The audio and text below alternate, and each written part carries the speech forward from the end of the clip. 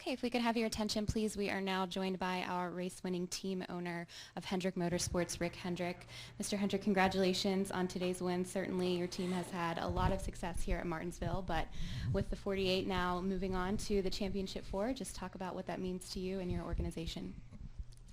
It means it takes a lot of pressure off right now. I'll tell you, just having the win, just like Charlotte, to advance into that round, and we're really looking forward to Texas because that's a really good track for Jimmy. But to win here and know we're locked into Homestead, that's it's a great relief. So you know, it's a special race for us, and I think this was our 24th clock here, so they told me. So I'm pretty excited about that, and we're just excited about going the momentum that we have now going to Homestead. We got a couple good tracks coming up, so looking forward to it. Okay, we have time for a few questions. We'll start here in the front with Jim and then go to Kenny.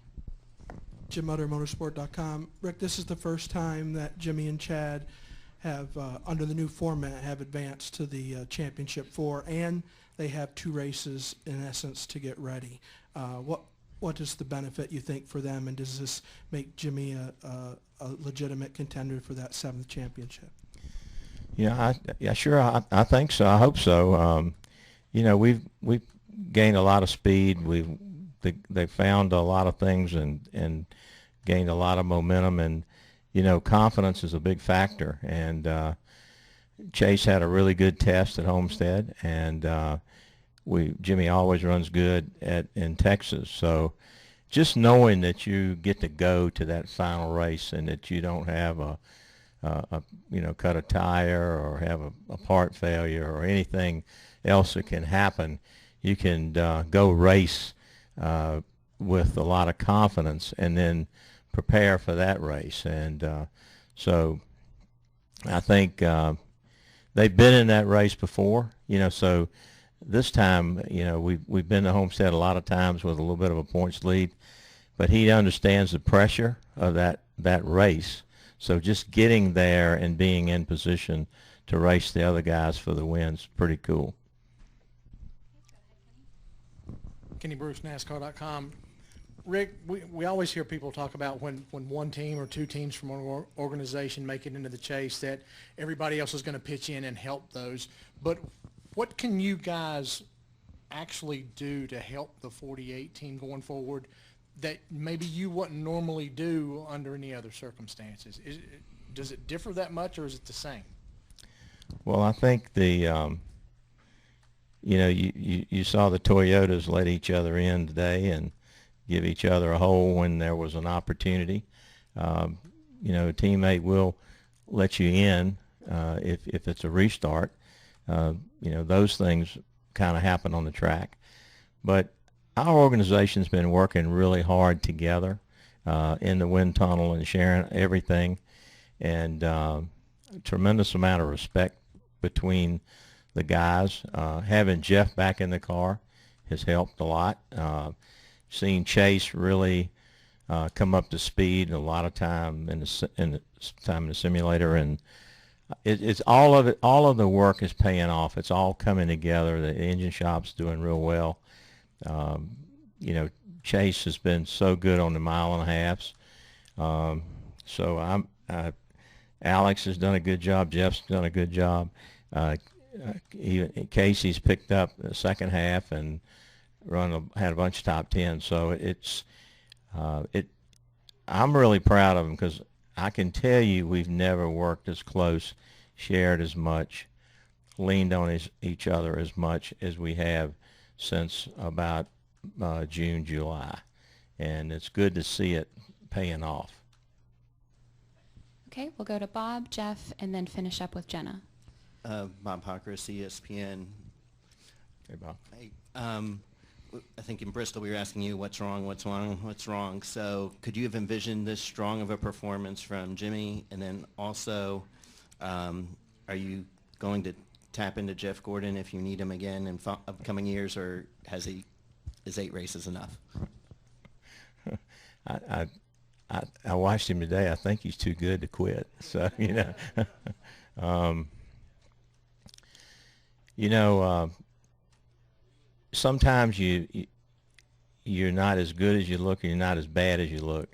And I don't think we were as bad because we worked pretty terrible about April, May, and we started picking up speed, getting to the front, leading some laps, and we could see it coming. And then right when I met you guys in Bristol, we'd spent a lot of time in the wind tunnel, and it started paying off, and we could see it and test and everything else. And you know, did I think we would run this good? I thought Chase would be in it. I actually, if any two of those accidents in Charlotte or Chicago, you know, I think he could have been.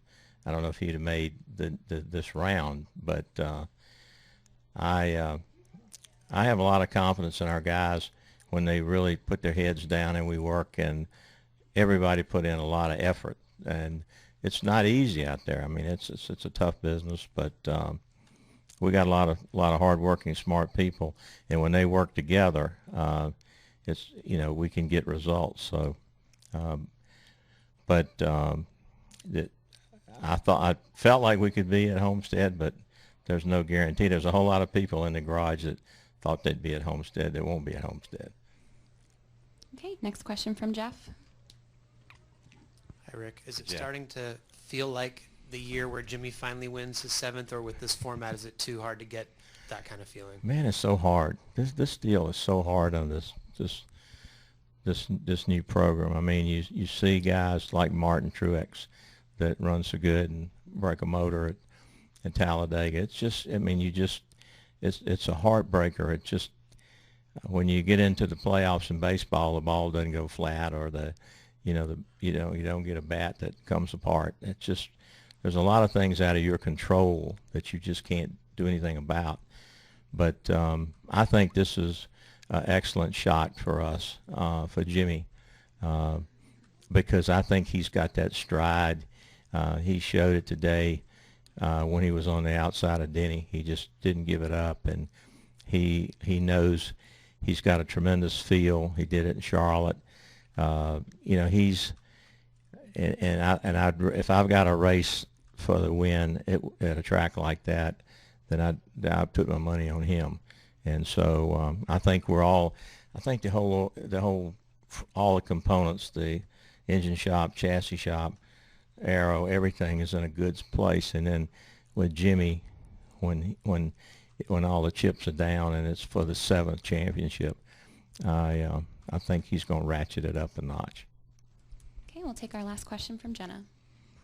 Jennifer. You finally decided to come to a NASCAR race? Thanks for I welcoming thought they me didn't back. have any Indy races this weekend. No, they were off. They were off. Okay. Yeah. It's good to see you too. I have 2 questions. Jeff, in terms of Jeff's final race, his answers consistently, you have to ask Rick. So if you're in need of a replacement driver, is he still your first call? Absolutely. Does he have a choice in that? Or No. Okay.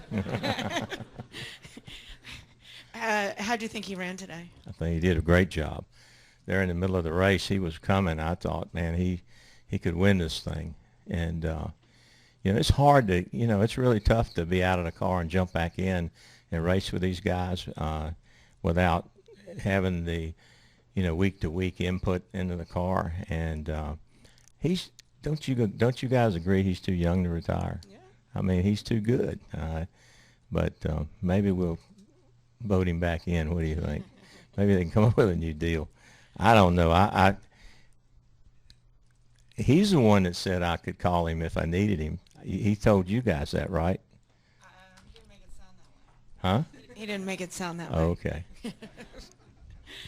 My second question is, now that Jimmy's got his slide, he even acknowledged outside that it's inevitable that the talk of the 7th is going to just surround him, but he doesn't want to think about it. How does he balance that? Because it is in reach now for him, and it's not something that you probably want to defeat you mentally. You know, but if you think back, when it was 3 in a row, 4 in a row, 5 in a row, going for 6, I mean, he's been there. It's not like somebody that's trying to get their first championship or that's been so close and never won one. I think he's really just enjoying the moment, and I think the pressure will probably build when he gets to Homestead, but he's been at Homestead 6 times and delivered. So I'd put my money on him. I mean, it's a lot. It's like some of these teams when they get to the playoffs, they're hard to beat, and I think that Chad's that way, he's that way, and they know how to race for that deal. So I really don't worry about that part of Jimmy. No, I think he will handle that with no problem. Okay, Mr. Hendrick, thank you so much for your time. Good luck next week. Sure. Thank you.